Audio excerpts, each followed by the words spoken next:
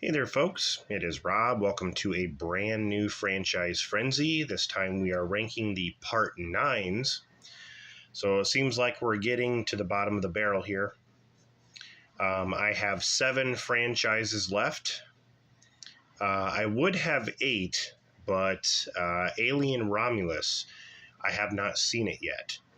I didn't get a chance to check it out in the theaters and stuff. So that would have been the last Alien movie to show, but since I haven't seen it, I'm not going to list it. So, yeah, I have 7 franchises.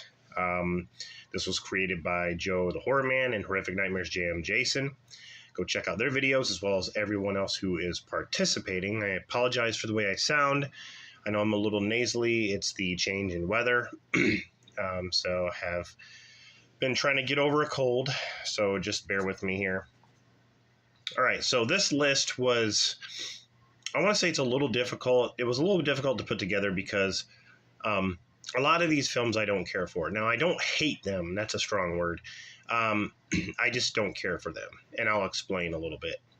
But you're probably going to be surprised by my number 1. The last ranking I did, Part 8s, I know there's probably a lot of people who were,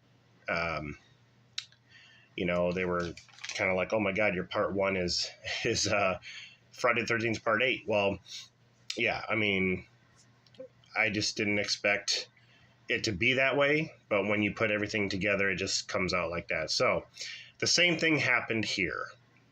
So I hope you guys enjoy this video. Let's get started with number 7.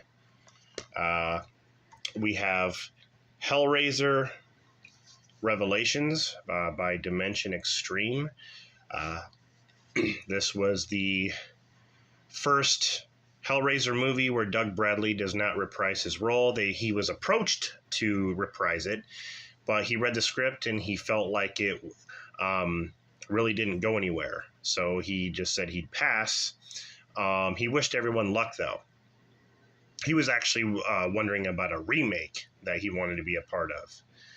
But this movie is part of the series. Here's the thing about this movie. It was rushed. They needed to get a movie out in order to keep the franchise going. Stephen Collins plays Pinhead in this one. I just don't think he was as good as Paul Taylor, and we'll get to that in the next ranking because I love Hellraiser Judgment. I thought Paul Taylor portrayed Pinhead. He kind of followed in Doug Bradley's footsteps. I don't feel like, Stephen Collins, you could say that he did his own thing because he was yelling a lot. But the thing is, I don't like the makeup. I don't like the way he looks. And the story is just okay. But all in all, it's just not my cup of tea. I didn't really care for it. There are some cool scenes, I will give it that. But all in all, when it comes to a Hellraiser film, I just don't think it lives up to it. So that's number 7. Had to go somewhere. Number 6 is A Nightmare on Elm Street. This is the remake with what's his name? Jackie Earle Haley. This movie, I think this movie's unnecessary. I didn't think they needed to make a Nightmare on Elm Street remake. Freddy is Freddy. Robert Englund made it his own. Jackie Earle Haley made it his own, which I do appreciate. It's not his fault. It's just basically the writers and directors that made it turn out this way. The fact that they copied a lot of the stuff from the original, Freddy appearing over the bed, the bathtub scene with the glove in between her legs, Tina getting thrown around over the bed, getting dragged down the hall, all that stuff we've seen. You don't need to do it again. That's why I didn't understand. I'm like, why are we seeing this? Just do something different. The only difference in this movie is the fact that Freddy is a pedophile. He didn't kill kids. He basically touched them inappropriately. So that was the original story they were going to go with Wes Craven's original. But they scrapped it and went with the Springwood slasher story where he actually kills kids. So I do, I do applaud them for trying to go with this story. I just don't think it worked as well. I prefer Freddy as a killer. That way, when he's dead, he gets revenge by, he's a killer. In this one, he gets, revenge. He starts to kill the kids when they're older for telling on them and stuff like that. I just found the story of the Springwood slasher to be better. And I don't like the makeup effects they did on his face. I know it resembles a real burn victim, but you don't have to be real, you don't have to be on point with that. That's actually not the point. It's just, you just have to make it look good. And I don't think they did that. Jackie Earle Haley, like I said, he did it, he gave it his all. And, but yeah, I think this movie's unnecessary. It's definitely not one that I really care for. But again, I don't hate it. I definitely don't hate it. Number 5, I do not have, because they do not have a physical copy out yet. It is the Texas Chainsaw Massacre 2022 Netflix movie. This movie, it did have some cool moments. Pretty much everyone talks about the bus scene, how good the bus scene is. It's like, for gory, for gore hounds, you'll love the bus scene. Yeah, the bus scene was pretty awesome. Other than that, I think the movie is, it's just all over the place. The main story of the motivation of these kids that show up in this town didn't make any sense at all. How they want to invest in the town. I mean, these kids don't even look like they're old enough to wipe their ass. But I felt like that whole thing was just ridiculous. And the fact that they bring back Sally, which is my favorite final girl from the original Texas Chainsaw Massacre, I felt like they did her dirty. They bring her back after like 50 years, and she, basically, she goes head to head with Leatherface, but it's like, she had every chance to kill him. She points a gun at him. She's like, say something to me, talk to me or whatever. And he just walks out. She just lets him walk out of the room. And then he goes and terrorizes those girls. I'm thinking to myself, like, you could have shot him. You could have injured him. You could have done something. That really pissed me off. So I think they did Sally dirty. I mean, at least they did Laurie Strode better. In the new trilogy they did. So yeah, the way they treated Sally, and the motivation of the kids, I just thought that was just really dumb. To be honest, I prefer Texas Chainsaw 3D. Yes, I said it. Dan Yeager, I think he's a better Leatherface. He resembled the original, Gunnar Hansen version more than this. Now, I'm not saying that this one was bad. I thought he was actually pretty good, but I prefer Texas Chainsaw 3D. That's just me. But, it did have some cool kills and stuff. The ending of this movie kind of reminded me of Rambo 4. Like he went home. Leatherface went home. Anyway, that comes in at number 5. Number 4, I'm just going to open this up because I have this in the collection here. We have Rob Zombie's Halloween. When I first saw this movie in the theater, I liked it. Then as I watched it over and over again, it just started to lose my interest because I have some, I don't know, I feel like my gripes with this movie are logic. I think it's a logical argument. The fact that the whole trailer trash thing, it just doesn't work, for me at least. We don't need a motive for Michael to kill people. Okay, he has a bad home life. His family really sucks. So, that kind of like pushes him to do what he does. I think psychologically, it's scarier not knowing the motive. That's what's scary about the 78 version, is the fact that Michael just one day snapped and killed his sister, and no one knows what happened. He just did. Billy Loomis said it he said it the best. He said, "Do they ever explain why Hannibal Lecter liked to eat people? Don't think so. It's a lot scarier when there is no motive, Sid." He's right. He is right. Take the words of Billy Loomis, okay? He knows best. It is. It's scarier when there is no motive. So the whole trailer trash thing didn't work for me. That kind of stuff works for House of a Thousand Corpses, Devil's Rejects, those kind of movies. That works. But for Halloween, I thought it was just, I don't know. It doesn't work for me as well. And then when he gets the mask when he's older, he's so big and intimidating. Again, that takes away from what Halloween was about.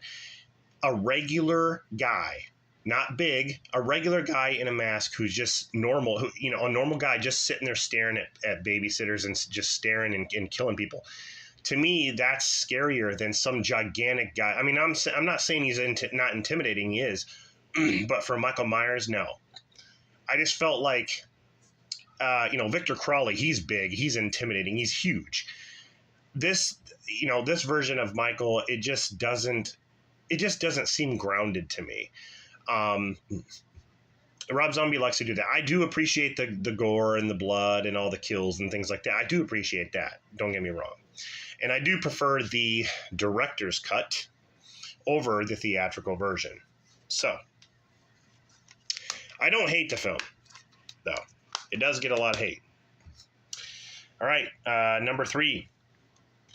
We have Survival of the Dead. Now, this completes the George A. Romero series, which includes the remakes and spin-offs and stuff. Survival of the Dead is basically, you have these two families. One are against like the undead, and the others are not against them. They want to like figure out what's going on, and they like fight each other and stuff like that. It's kind of interesting. There's like a interesting family dynamic with these two families that go head to head. I think it's interesting. I believe, I used to give this movie shit, but I think I like it more than Diary. But yeah, it's not bad. I actually have 3 versions of this film. So, but yeah, definitely check it out. It made it to my number 3 spot. Number 2 is Spiral. Have it here on Blu-ray, DVD, and digital. From the Book of Saw with Chris Rock and Samuel Jackson. I really dug this film. It's kind of a spin-off, but it does feel like a Saw movie. And I praise Chris Rock's performance. I think, it's like comedians are starting to do serious roles. And I really love to see that because that expands their acting chops. I mean, it really shows you that they can actually act and not just be a funny, stupid, make a stupid performance and just make you laugh. It should be deeper than that. You should kind of expand your roles. And I think Chris Rock has done that here. I know not a lot of people cared for it, but I thought it was an interesting dynamic they added to the series. So, if you haven't guessed already, my number 1 is Jason Goes to Hell. Yeah, let the hate commence. This movie is unanimously hated when it comes to the Friday the 13th community, even more so than Part 8. And I've always defended this movie. I've always defended this. Let me tell you this. I saw this in the movie theater. And when that ending came up where Freddy's glove, comes up and takes Jason's mask, I was so hyped. This movie is probably the goriest Friday the 13th movie out of every single Friday the 13th film they've released.